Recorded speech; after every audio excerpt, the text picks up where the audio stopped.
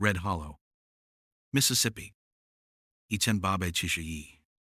Morning came slow to this place, as if even the sun hesitated before climbing over the pines and settling its heat onto the dust-bitten earth.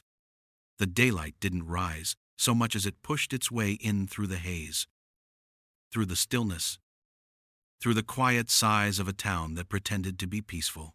And in that quiet, long before most folks stirred, Jonas Mercer was already at work. People called him Big Ox Mercer, sometimes to his face, more often behind his back. They said he moved too slow, thought too slow, talked too slow. They said a man that size ought to be angrier, louder, easier to provoke.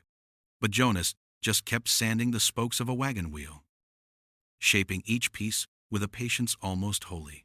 He never raised his voice, never pushed back, never showed the bite his size promised, and that made people uneasy. They expected violence from men like Jonas. When they didn't see it, they filled the silence with their own stories. And Red Hollow never lacked for stories, especially about folks who didn't quite fit the picture they wanted to paint. Jonas didn't seem to mind, not out loud. Anyway, he wiped sweat from his brow, dipped a rag in the barrel beside him, and kept working in that steady rhythm no one could seem to rattle. His shop was small, a leaning structure of warped planks and stubborn nails, but it was his. His hands built a living there. His sweat bought the land beneath it, and his pride held it steady against the whispers that constantly tried to shake it loose. Before long, footsteps crunched on the dirt outside. Lighter ones, softer ones.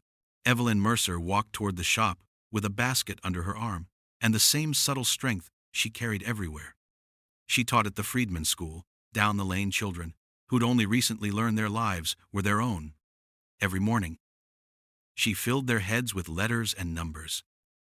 But more importantly, she filled their hearts with something most adults in Red Hollow didn't bother offering hope.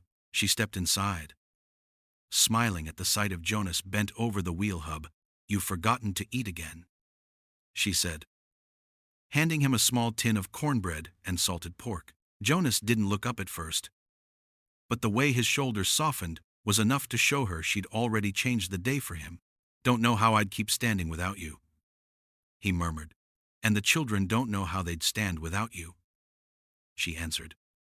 A man can teach strength without ever clenching a fist. Jonas didn't argue. He rarely did. He simply nodded, the way he always nodded when she spoke a truth he didn't know how to carry. Outside, the heat rose thick, shimmering above the road. A few townsfolk trudged by, heading toward the market or the mill or the saloon, where time wasted itself. 3 men lingered longer than they should have, leaning against a post as if the whole world owed them rest. Jonas heard the snickering before he heard the words, "Look at Big Ox." One said, "Working like the mule he is. Strange." "Ain't it?" Another chimed in. "A man like him owning property." The last voice lowered. "But not enough to hide, you ask me. He needs a lesson in his place." Jonas didn't move, didn't turn, didn't give them the satisfaction. But Evelyn did. Her eyes narrowed, not in anger but in disappointment, a sharper blade for men like them. The hecklers drifted off, laughing as if they'd accomplished something worth celebrating. Jonas watched them go, not with fear, but with a quiet calculation. "Don't," Evelyn whispered, reading him better than anyone ever had. "Don't let their demons become yours." "I'm not," he said softly. "Just remembering." He pressed a hand to his ribs. Just beneath the fabric of his shirt, there, hidden beneath scar tissue and time, was a mark he never spoke of. A wound older than his life in Red Hollow. Older than this shop. Older than the peace he tried so hard to protect. The scar burned beneath his fingertips. Though the morning wasn't cold, a memory rose uninvited. Unwelcome. Smoke. Gunpowder. Screams cutting through the air like blade on bone. A young soldier's voice cracked with fear, and the metallic taste of blood, calling out, "Captain Mercer, Captain," but the memory broke there, snapping back into silence as fast as it came. He blinked, shook his head once, and returned to the wheel. Though his hands weren't as steady as they'd been moments before, Evelyn watched him carefully. "You're thinking too much," she said. "I'm thinking just enough," Jonas whispered. Too much truth hung in that sentence for either of them to untangle. Evelyn rested her hand on his shoulder. "The school needs me. Lunch is inside the basket. I'll be home before sundown." He nodded again, softer this time, and she walked off toward the small wooden schoolhouse, the one the town tolerated, the one the children adored, the one that made certain men in Red Hollow bristle with a hate that had never died. Jonas stood alone after she left, listening to the distant echoes of her footsteps fade into the heat. He worked the rest of the morning without speaking a single word. But the memory refused to stay buried. It clung to him like the dust at his feet, stubborn and impossible to shake. By midday, Jonas Mercer quiet, slow-moving, gentle Jonas felt something he hadn't felt in years. A warning. Not from the men who jeered. Not from the town. Not even from the scar. It came from somewhere deeper. Somewhere he'd locked away long ago. Somewhere that had once answered only to survival. Something dark was stirring in Red Hollow, and the quiet man they underestimated was starting to hear the rumble of it. Red Hollow had always been uneasy ground. A place where tempers simmered under the soil, the way roots twist beneath dry earth. Folks pretended they were moving on from the war. But the truth sat heavy in every conversation, every sideways glance, every yes. Sir spoken too quickly, but even that uneasy balance shattered the day the new sheriff rode in.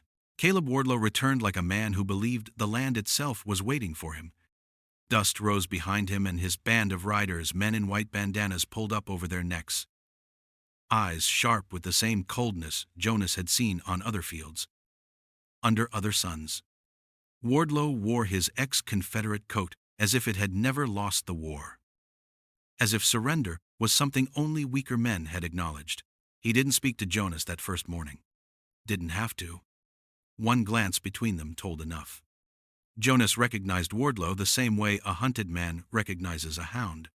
The sheriff tipped his hat in a gesture too polite to be sincere, a grin curling beneath his mustache as if he'd found something amusing. Then he kept riding, his men close behind. By evening, the whole town had changed its posture. Conversations ended when Jonas passed. Store doors shut quicker. Men who usually nodded gave him only tight smiles. Something had shifted, and it wasn't subtle. Red Hollow now belonged to Wardlow and the riders who followed him. It took only 2 nights before everyone understood exactly what that meant. Jonas woke to the sound of Evelyn screaming sharp, terrified, cutting through the darkness like a knife. He ran from their small house barefoot, heart pounding, breath burning in his chest. The air tasted of smoke long before he reached the school. A burning cross stood planted in front of the building, flames crawling up its wooden frame like greedy fingers. Children huddled beside Evelyn, their faces streaked with soot and fear. Some cried openly, others cried without sound, their little bodies shaking. Evelyn held them close, calling their names one by one, making sure each child was there, alive, unbroken. Jonas didn't ask questions. He grabbed the nearest bucket, filled it from the pump, and threw water over the fire.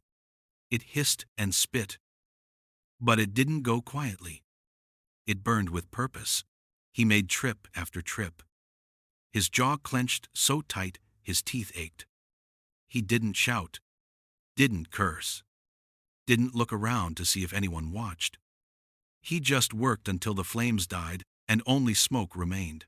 When the last ember faded, he stood there, breathing hard, staring at the cross charred black against the moonlight. It wasn't the first time he'd seen such a symbol. But it was the first time in years it had been meant for him. Evelyn touched his arm gently. "Jonas, what do we do now?" He didn't answer. Not because he didn't know, but because he knew too well.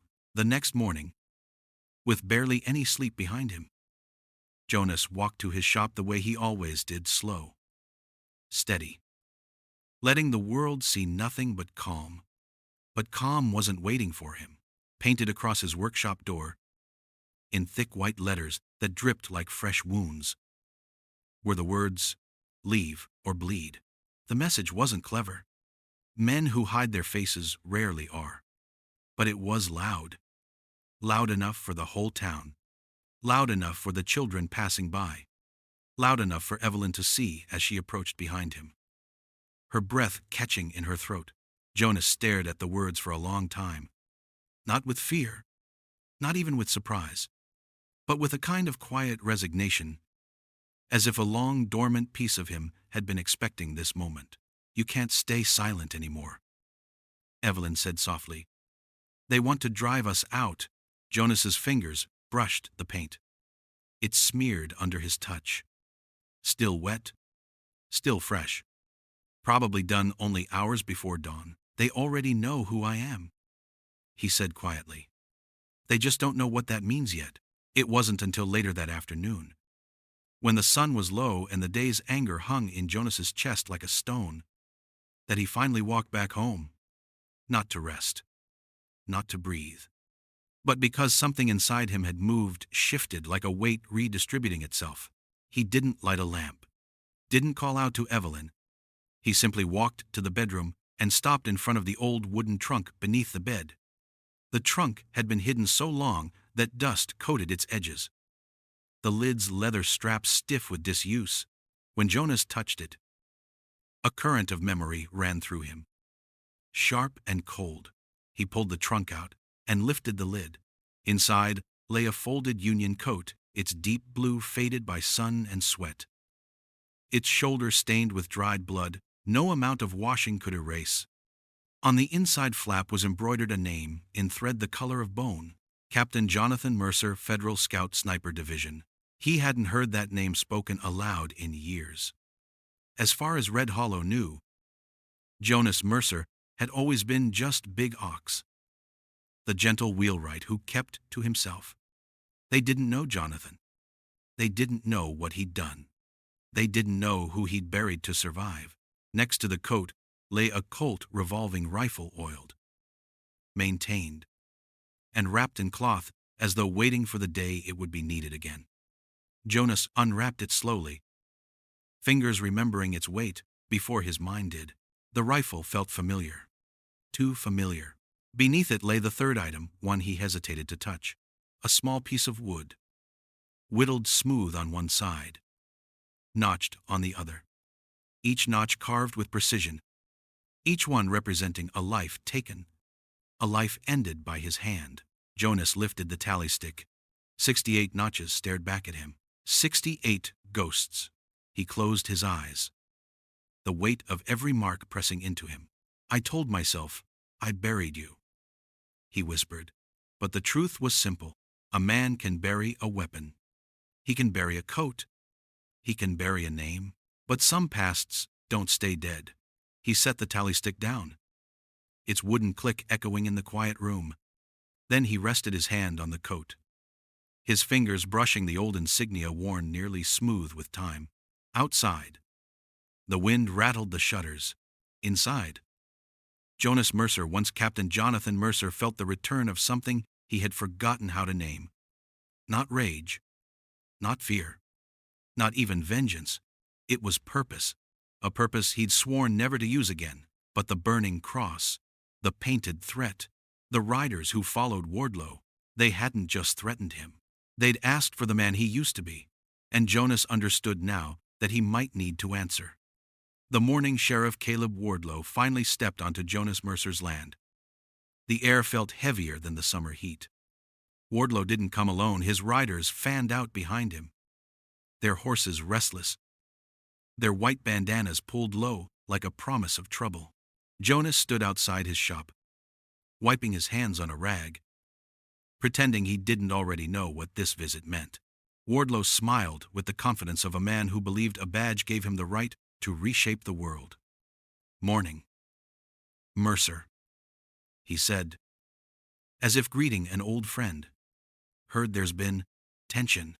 Jonas didn't respond. Silence had always served him better than anger. Wardlow continued. Voice easy. Manner casual. But every word sharpened by intent. "Seems some folks in town don't feel comfortable with all these freedmen families settling here. Lotta movement. Lotta changes." He leaned forward, lowering his voice. "Now, I'm a reasonable man, and reasonable men find reasonable solutions." Jonas waited. Wardlow's smile thinned. "Black families must move on. Help them pack if you like. Your wife's school will be shut down temporarily. For safety." He paused, savoring the lie. "And you, Mercer, you're being invited to leave peacefully." Jonas felt something cold ripple through him. Not fear. Fear was familiar. This was different. A kind of clarity. A tightening of focus. "I'm not leaving," he said. Wardlow lifted his brows, amused. "You sure about that?" "Yes." The sheriff's eyes narrowed. The charm gone now. Stripped down to the bone. "You're making a mistake." "Mercer." Jonas didn't flinch. "Not the first. Won't be the last." Wardlow stared at him for a long moment, measuring him, searching for weakness, for hesitation. He found none, and it angered him more than disobedience. "We'll talk again," he said at last, turning his horse with a sharp tug. One way or another. When the riders galloped off, Jonas knew this wasn't a threat. It was a countdown. Later that afternoon, Reverend Samuel Gaines found Jonas at the edge of town, near the well where people drew water. Gaines was a thin man with trembling hands and a sermon voice that always sounded like it belonged to someone braver. He approached Jonas cautiously, glancing around as if the trees themselves might be listening. "Jonas," he whispered, "you need to be careful. Wardlow's men, they're planning something. They're saying the school's stirring up trouble. They're angry about your shop. Angry about everything." Jonas studied him. "What did they tell you?" Gaines swallowed hard. "Not much. Just questions. About the school schedule. When Evelyn walks home, what time you close up your shop." He wrung his hands, guilt written all over his face. "They said they were trying to keep order. I thought, God help me, I thought they meant to protect folks." Jonas felt his stomach sink. "They already knew too much," he said quietly. Gaines's eyes widened as the truth landed. "Jonas, what have I done?" What he'd done was simple. He had talked, and Wardlow had listened. Jonas didn't blame him out loud. Blame wouldn't change anything.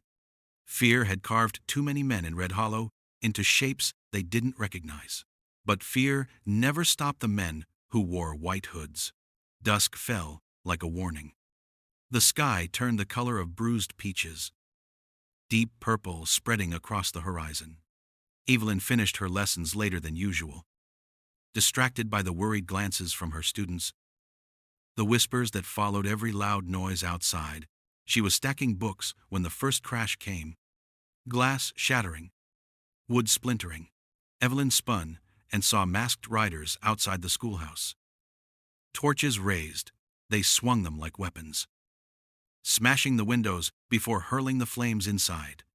Children screamed. Smoke clawed at the ceiling. Evelyn rushed forward, shouting for them to stay low, to move to the back, to breathe through their sleeves. The heat surged fast. Too fast. Jonas arrived running, boots pounding the dirt, a sound like thunder tearing open the night. He didn't hesitate. He broke down the burning door with his shoulder, crashing through a burst of smoke and sparks. He carried the children out 2 at a time, coughing, blinking against the sting, refusing to slow down. He went back again and again until only Evelyn remained inside. She stumbled into his arms, coughing, bruised across her cheek where a masked rider had struck her. He said. She tried to speak, but her voice broke under the smoke. He said, "You can't protect anyone." Jonas felt the bruise with his fingertips, gently, as if touching something sacred, something unforgivable. She wasn't bleeding much, but the mark was enough, more than enough. He held her as the schoolhouse collapsed behind them, flames consuming everything she'd built, everything worth saving. That night, Red Hollow went dead quiet. The kind of quiet towns adopt when they know darkness walks among them. Jonas didn't sleep. Couldn't. He stood in the doorway of his shop long after the moon had risen and the embers of the school had burned themselves out. In his hands rested the Colt revolving rifle he hadn't touched in years. The metal felt warm, almost alive, as if remembering him as much as he remembered it. Evelyn came to him slowly, her face lit by the faint orange glow still hanging in the air. "Jonas," she whispered, "please, talk to me." He looked out over Red Hollow, at the shadows of the trees, at the road where Wardlow's men had ridden. His voice was low when he finally spoke. "I wanted peace." "Evelyn." She stepped beside him, her hand brushing his. "But peace won't have us," he finished.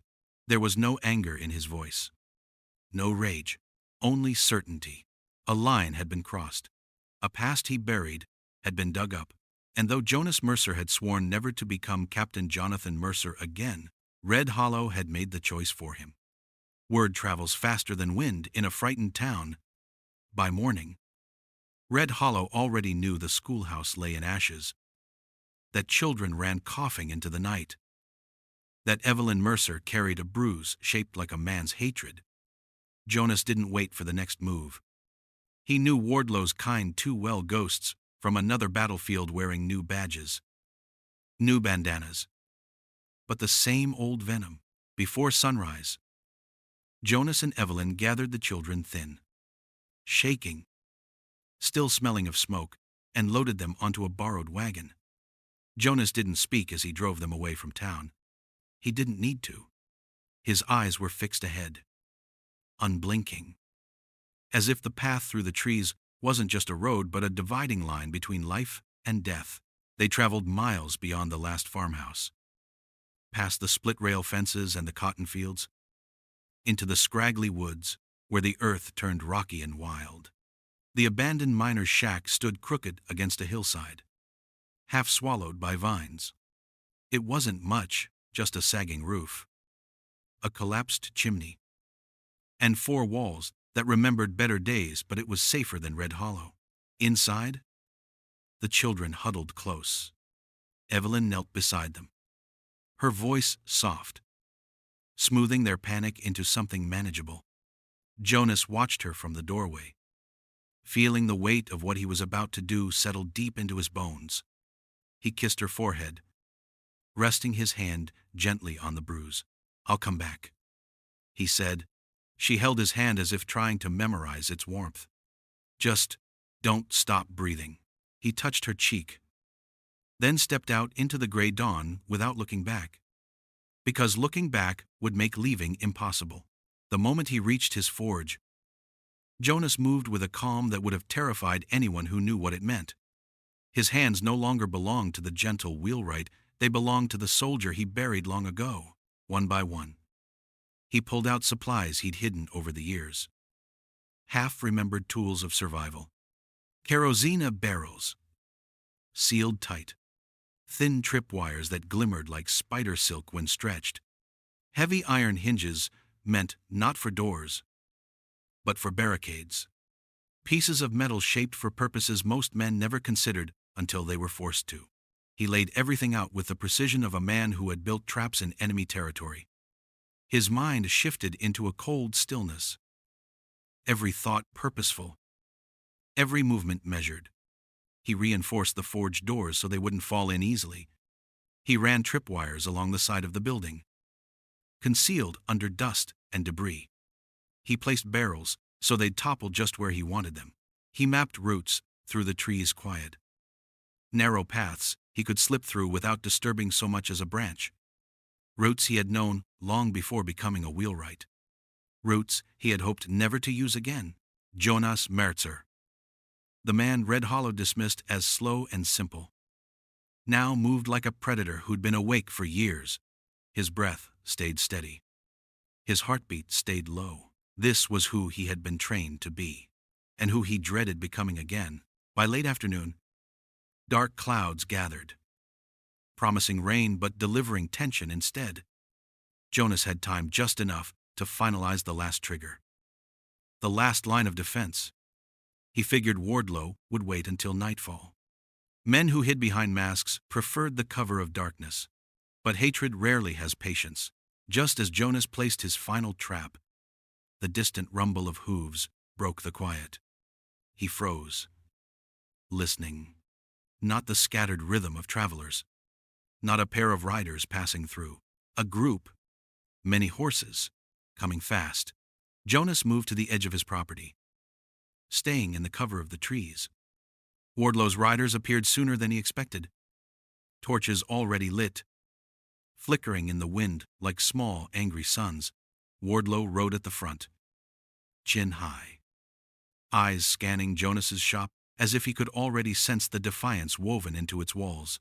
Jonas counted at least a dozen men, maybe more, beyond the tree line. Too many. Too early.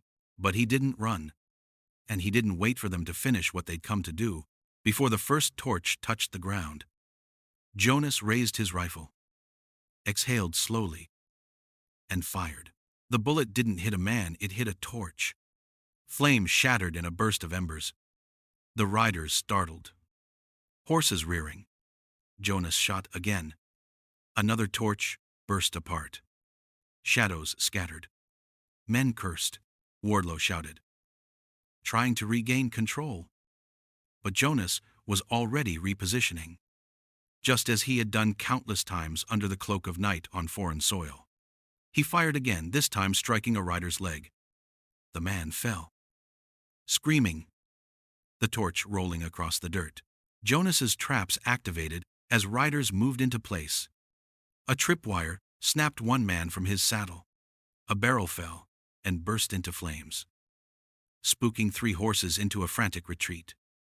Chaos rippled through the men who had expected no resistance, least of all from a man they'd mocked as slow and harmless. Wardlow's fury cut through the confusion. Find him, he's close. Jonas moved again, firing from the shadows, keeping low, keeping unpredictable. He wounded another man, then dove behind a tree as bullets peppered the bark. But strength has limits, even in a seasoned soldier. As Jonas prepared to fire again, a sudden crack split the air. A shot sharp, clean, well aimed, grazed the side of his head. Jonas staggered. Warm blood washed into his eye. The trees tilted. The earth swayed beneath him as if trying to throw him off balance. He tried to lift the rifle, but his hands slipped. He fell to one knee, breathing hard, vision narrowing to a tight circle of spinning leaves and dust. Someone shouted triumphantly. Footsteps rushed toward him. The last thing Jonas felt was a boot striking his shoulder, sending him sprawling. Then the world went dark. Not the darkness of night, the darkness of a trap closing around the wrong man. The darkness he had spent years outrunning finally catching up. Jonas regained consciousness slowly, as if rising through deep water. The world came back to him in pieces, first the ache in his skull, then the sting of dried blood across his temple, then the bitter smell of hay and sweat thick in the air. When he tried to move, ropes bit sharply into his wrists. His hands were pulled tight behind a wooden beam, the coarse fibers digging into the skin until it felt raw. For a moment, his mind drifted disoriented, empty. But then he heard her. Jonas. Evelyn's voice was faint, cracked, coming from somewhere just beyond his line of sight. He twisted his head, pain slicing through him like a hot blade. She was tied to a rusted plow in the corner, her wrists bound in front of her, her dress torn across the shoulder where someone had handled her too roughly, her face, streaked with dirt and fear, still held a spark of determination that steadied him far more than any breath he could pull into his lungs. Two guards lounged a few feet away. One perched on an overturned bucket cleaning his revolver. The other slouched against the wall, drinking from a dented flask.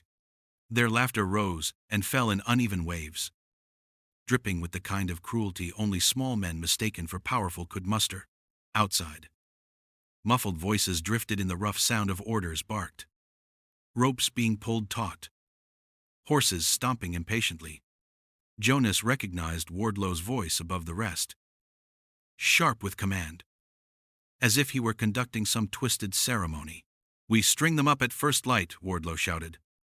"Make sure the crowd can see the lesson." Jonas felt the meaning settle deep into him. The old tree. The one that had taken too many lives already. The one Wardlow wanted to use again. He tested the ropes around his wrists. Felt only pain. They were tied too well for brute force. But pain didn't slow him. It focused him. He steadied his breathing, lowering his gaze to the dirt beneath him. That's when he saw it, a glint of metal half buried in the hay. No bigger than a crooked finger, a bent nail. Jonas flexed his fingers toward it. Inch by inch. The guards kept laughing, oblivious. He shifted his body slowly, dragging the nail closer with the tip of his boot.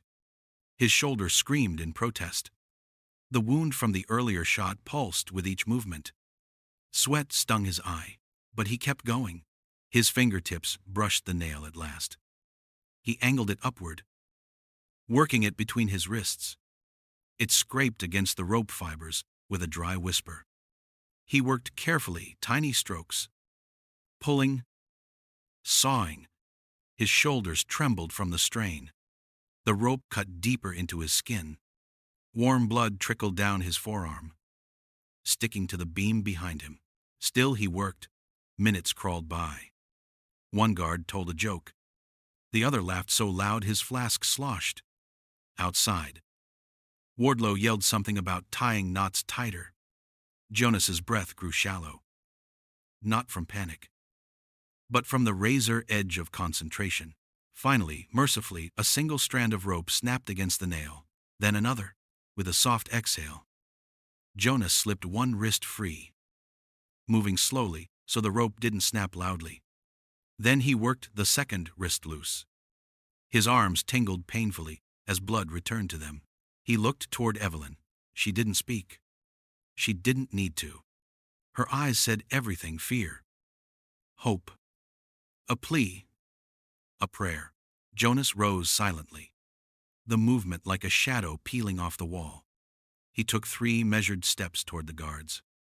The drunk one didn't notice until Jonah's arm curved around his neck, locking tight. A sharp twist.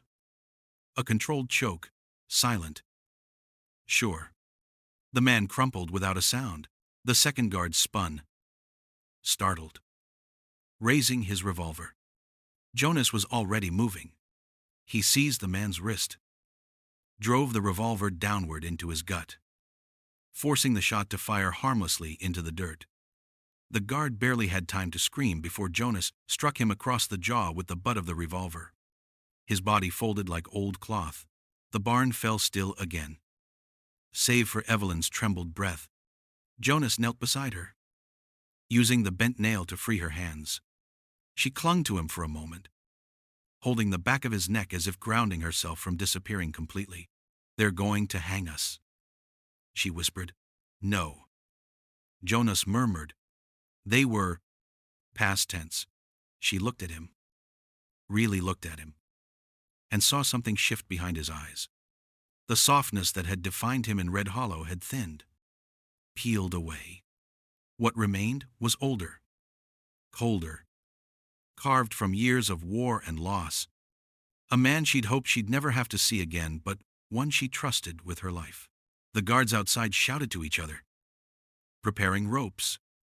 A crowd murmured, Dawn was still minutes away, but the sky was already turning pale at the edges.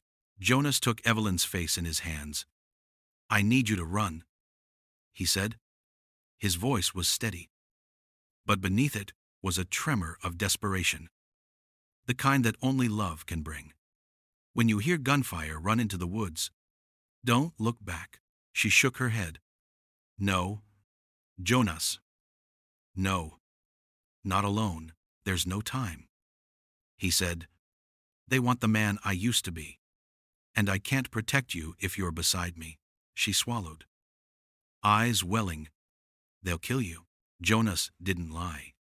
"They'll try." He pressed his forehead to hers. "We survive this because we separate, not because we stay together." Her shoulders shook, but she nodded.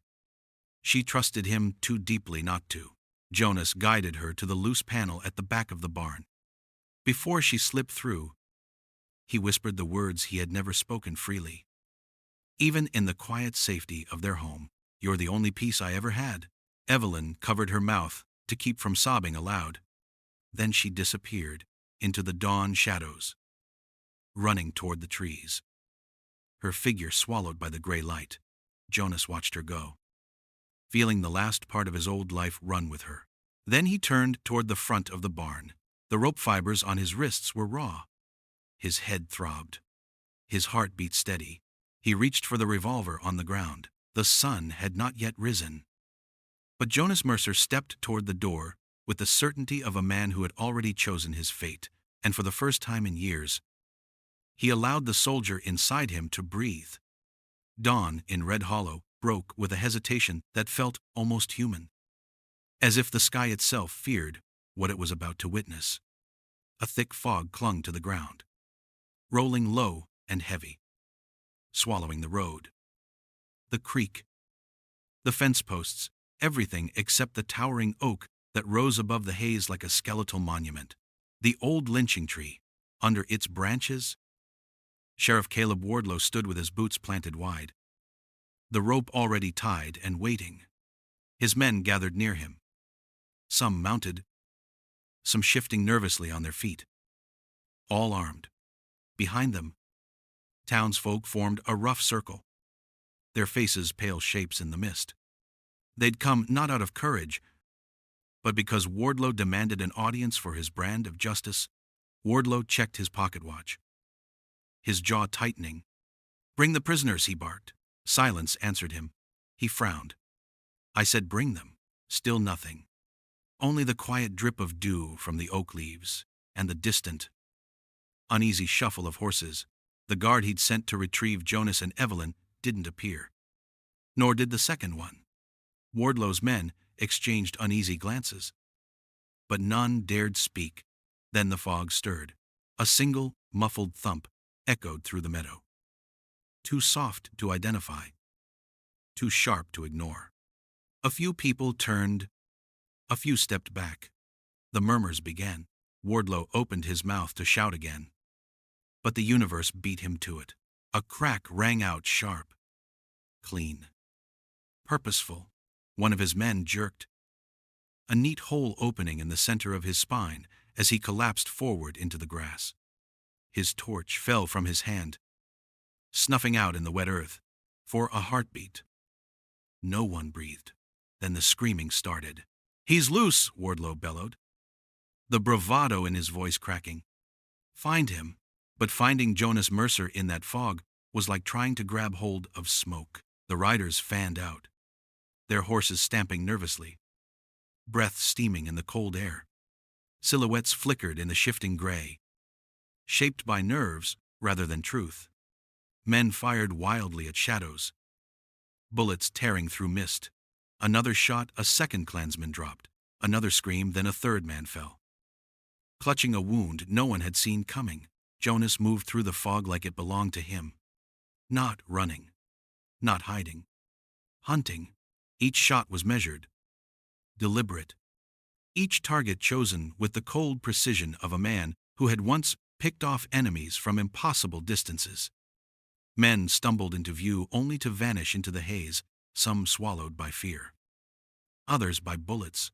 Horses bolted, breaking free of reins, knocking riders to the ground.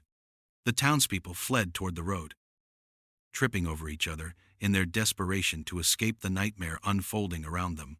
Through it all, the old oak tree stood silently, its branches swaying under the weight of history. And beneath it, Wardlow shouted orders that dissolved into chaos long before they were heard. One by one, Jonas dismantled Wardlow's circle of power. He didn't rush. He didn't rage. He simply let the fog and his rifle do what years of cruelty had earned. Soon only Wardlow remained with a single trembling deputy clinging to the nearest horse. The deputy tried to flee, riding blindly into the fog, only to collide with a low branch and fall flat.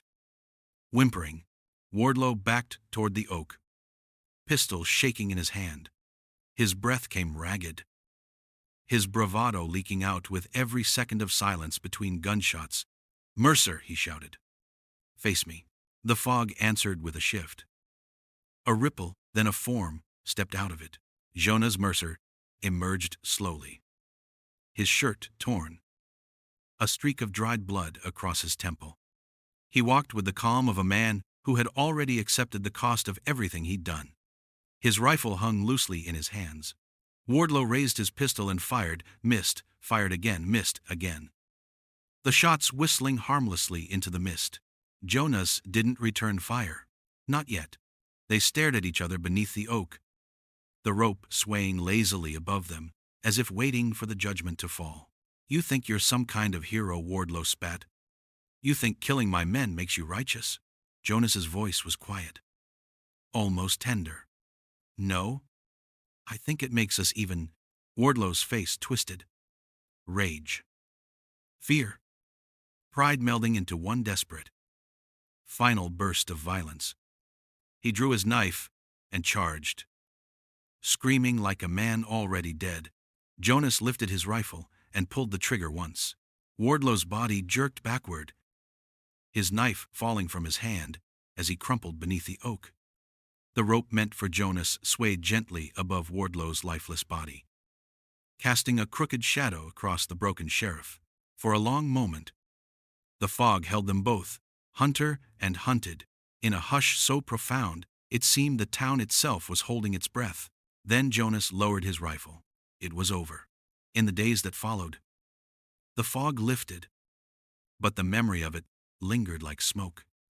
Word of the massacre spread across counties until it reached federal marshals, who rode into Red Hollow with authority, badges gleaming brighter than the fear that had once ruled the town. They arrested deputies loyal to Wardlow. They questioned townsfolk, and some finally spoke of what they'd witnessed in the shadows. The marshals found Wardlow's rope and left it where it was, a warning.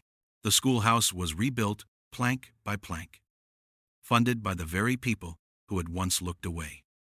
Evelyn reopened the classroom with more students than before. Children who walked taller, knowing their lives mattered to someone willing to fight for them. Jonas didn't return to being the gentle wheelwright he'd been, at least not fully. But he rebuilt his forge, with help from families he'd saved. And he took on 2 young apprentices, sons of freed families, teaching them the craft that had given him peace before the world forced him back into war. He taught them mettle. He taught them patience. He taught them strength, not the kind that swung fists, the kind that stands firm when the world tries to break you. As word of his deeds grew, people called it the legend of Red Hollow.